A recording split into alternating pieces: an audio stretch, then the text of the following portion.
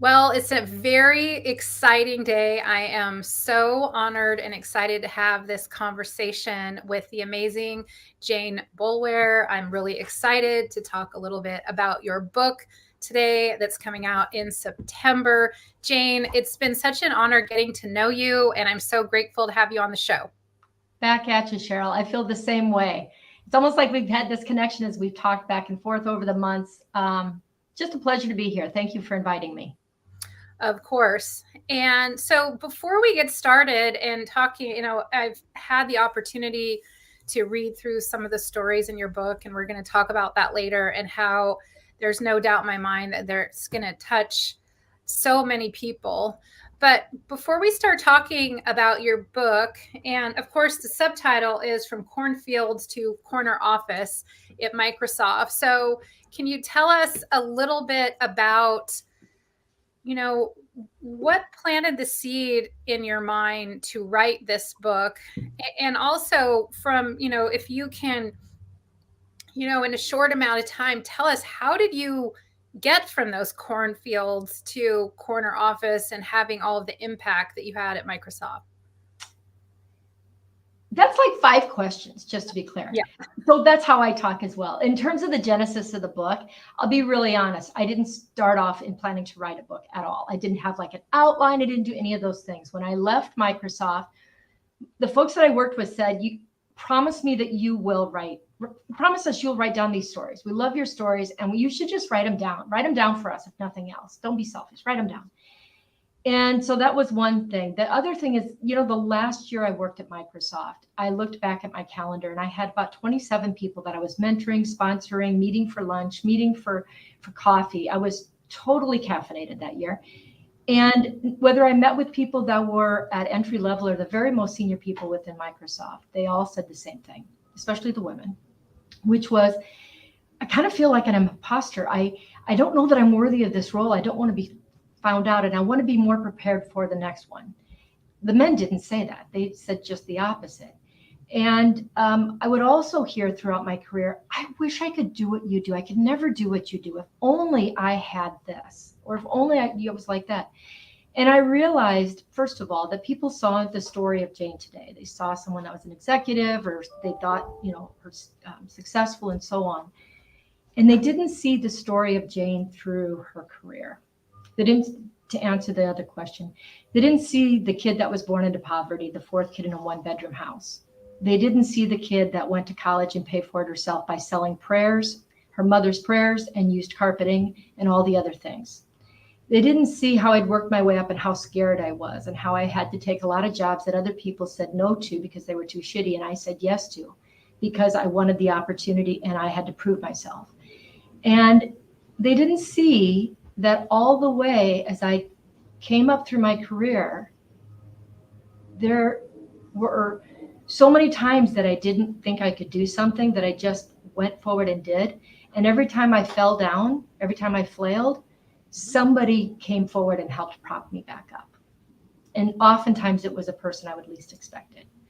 So if I were to say that I was successful in my career, I don't use that word I. It's always a we, because at the end of the day, as you know, I genuinely believe together we can do what we could never do alone. But my book, the reason I wrote the book is I wanted to give people a real look at what it takes to go from here to there. Mm-hmm. I got a compliment, an unintended compliment the other day, when someone said, "When I read your book, I can feel your pulsing, bleeding heart on a platter." Mm-hmm. Because I put it all out there, including addictions, including all the ugly things that happen behind the scenes. And so that's the book. And there are a series of 48 short stories, because I didn't weave it together, but the stories do kind of go in order, but you can read them as bite-sized pieces, which is what a format that I like. Mm-hmm. Yeah. And so before we start talking about the individual stories, which honestly, in the ones that I read, and we talked a little bit about it before we went live, but I think so many people are going to see themselves and appreciate your vulnerability and transparency and find hope from where you were to where you are today. And so what inspired you, growing up in a small farming town. And Mm-hmm. what inspired you to dream big and stick with it? And I love these stories because, of course, we're speaking the same language, whether, I'm Yeah. working with Olympians or working with someone like you. It's really the same thing. You were striving for your Olympics. And so what sparked your ambition? Um, that's a great question, because I got to be honest, if it weren't for a gnarly nun who was able to help me get a $320 scholarship, I might not have gone to college. I didn't know anything about it. The night before the SATs, I was drinking beer as a kid, and someone said, "Are you going to the SATs in the morning?" And I asked what that was. I didn't know. I didn't see the ocean until I was 26. I wasn't in a town of 100,000 people until I was a teenager. So I didn't know, very blue collar. I didn't know anybody. What I knew is that I wanted to say yes. I wanted to say yes. I didn't want to, there were no expectations for me as a kid. And while I could have been lost in that and just did what I always did, the no expectations also meant no limitations. Mm-hmm. And so I left.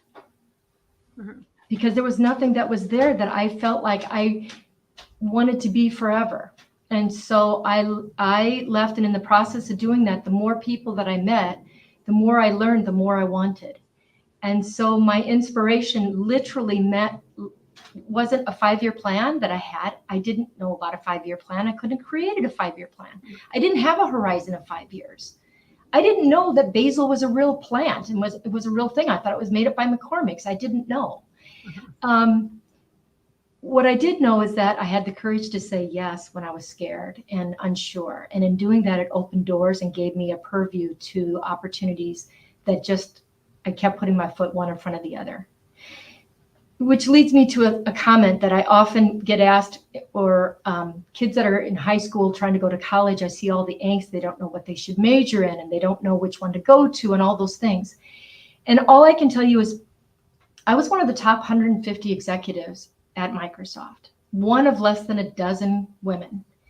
And I got my degree in forestry from Iowa State University. There are like 4 trees in Iowa, and I got my degree in forestry. So be less concerned about what what degree you get, as opposed to what you do with it and the opportunities you look for to say yes to. Yeah, I love your transparency and your frankness.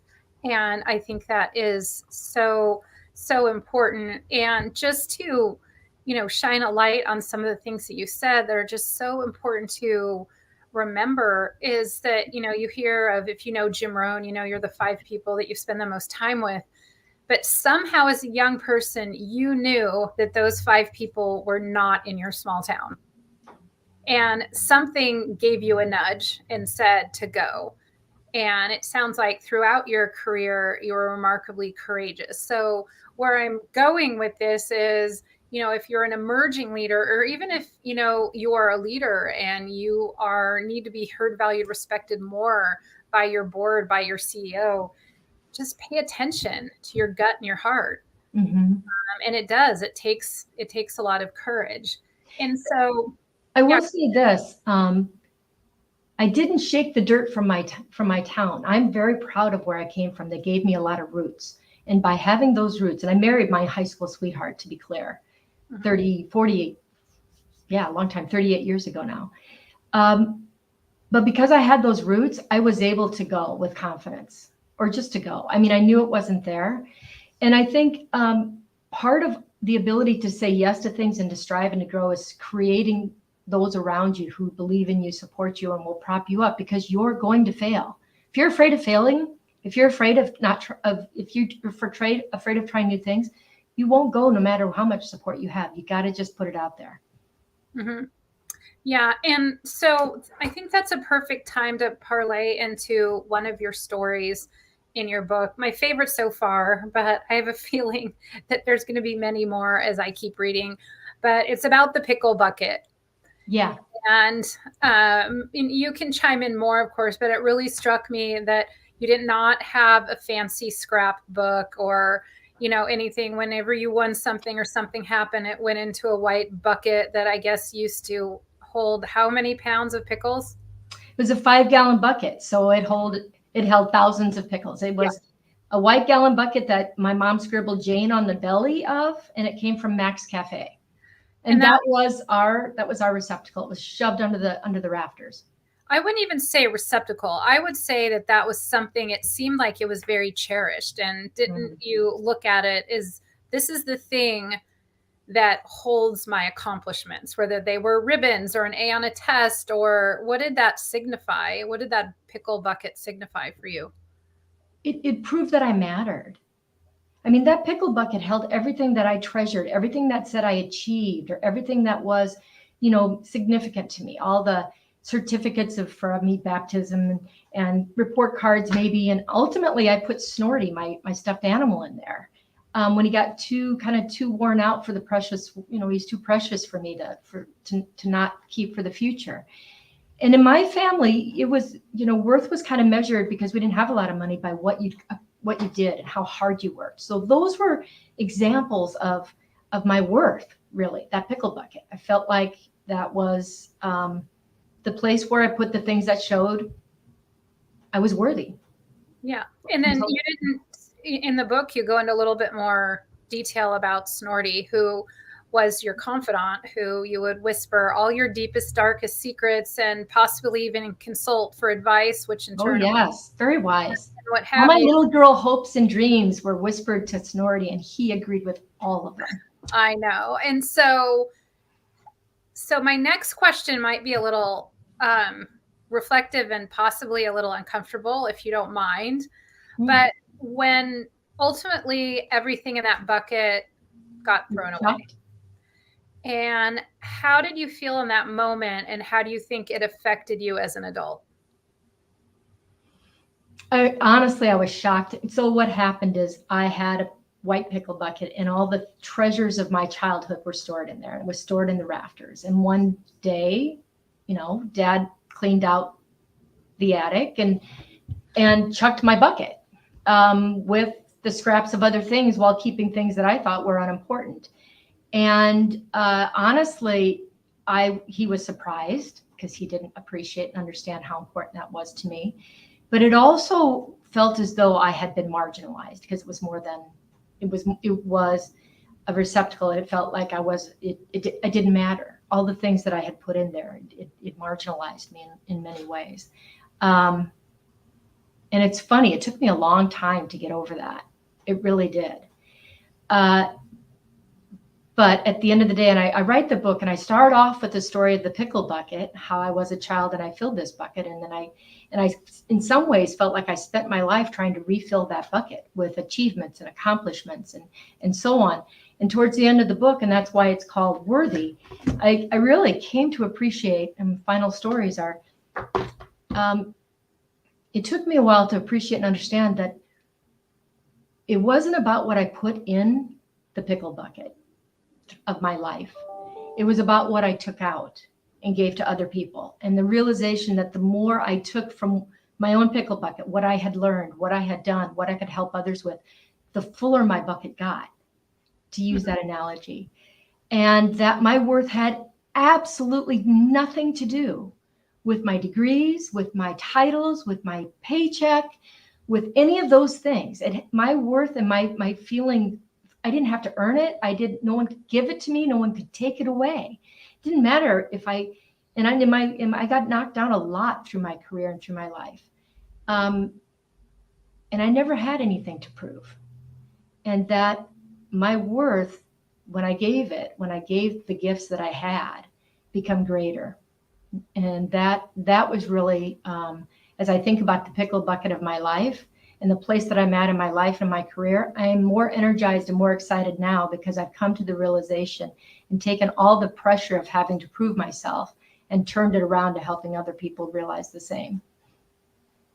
So thanks for sharing that. And I can really see how kind of the pickle bucket might relate to if we get anything stripped away from us that impacts our worthiness. Did you ever have anything in your career get taken away that made you skip a beat, as far as thinking Am I enough? Am I worthy? Oh my heavens, how many hours do we have? I will tell you this. I came to Microsoft from being chief marketing officer at Kimberly-Clark, and the head of marketing at Kimberly-Clark. And I was recruited for months by Microsoft. They finally sent my kids an Xbox trying to get me to come on out. So I did. And I was hired on as the corporate vice president of our online business. And like I said, one of the top 150 people in the company, which is, now 100,000 plus people. So it's kind of a big deal. There were articles written and so on. And I didn't make it. I was eaten alive and spit out by the culture, by the people that didn't want me. I was unprepared. And even though my skill set would have enabled me to be successful, I did not know how to navigate an environment that was so hostile that I had to change my thinking and be able to plug in. And I had to change. I changed to fit Microsoft to be successful. At that time, Microsoft is changed in many ways. And it took me a while, and it took me falling down and accepting a demotion, which I wasn't going to do, but I did. I was in an accident. It's a long story. I was told I might not walk again. And in the process of doing that, rediscovered to lead in the way that I had gotten me there to begin with, in a way that I was proud of.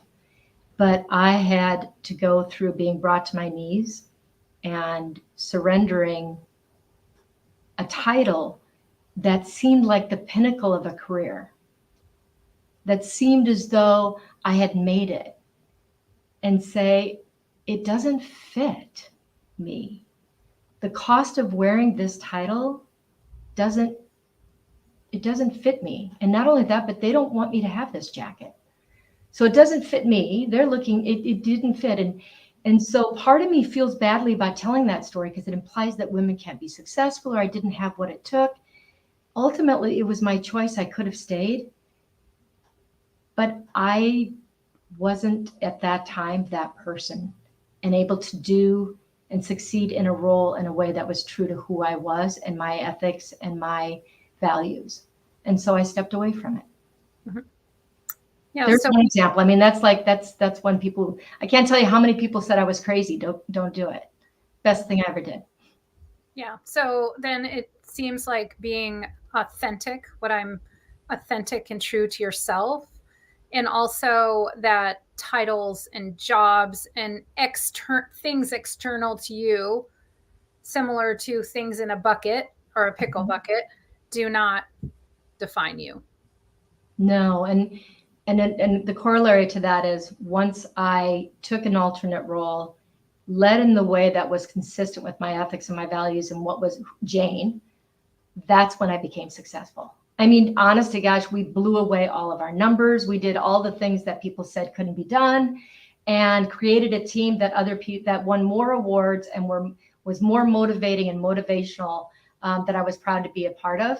And I did it, and we did it in a way that energized us, that I was excited to get to work for each day.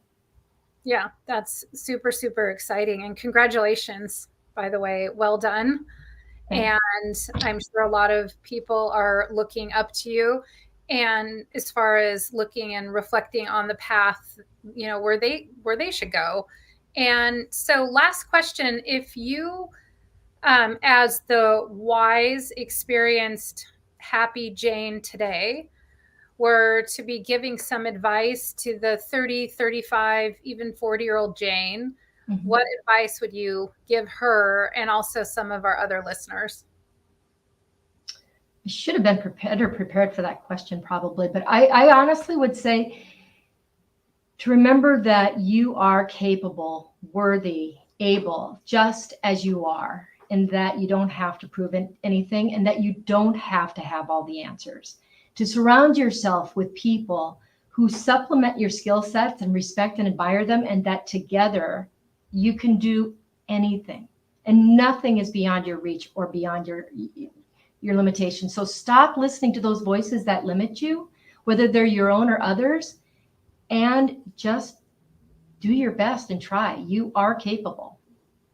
Yeah. So on that, I would like to just reiterate that very important message, and that's Don't listen to those voices in your own head if they're negative. Certainly don't listen to them if they're external to you, and that you are capable.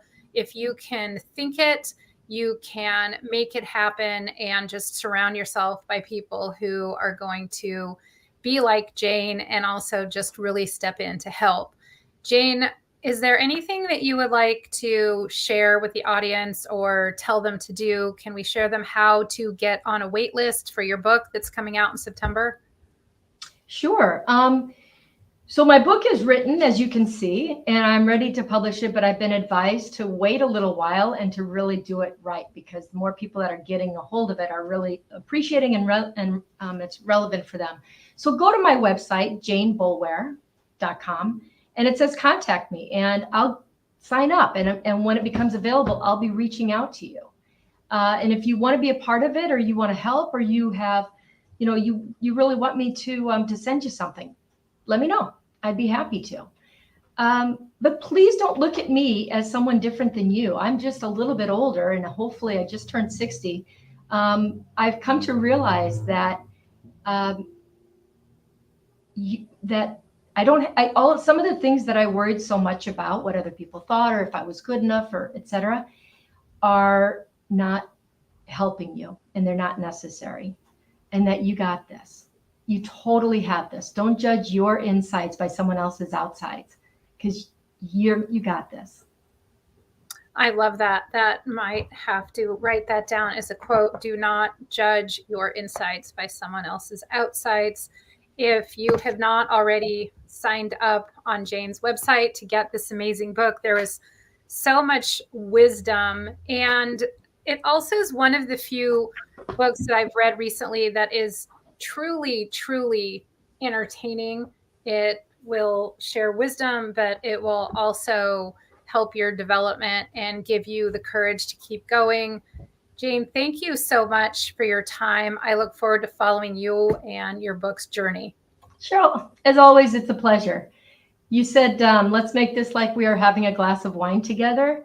And I felt as though, I hope others feel as well, that two friends can talk about anything and you don't have to hide anything. And so I appreciate you asking me any tough questions that you have.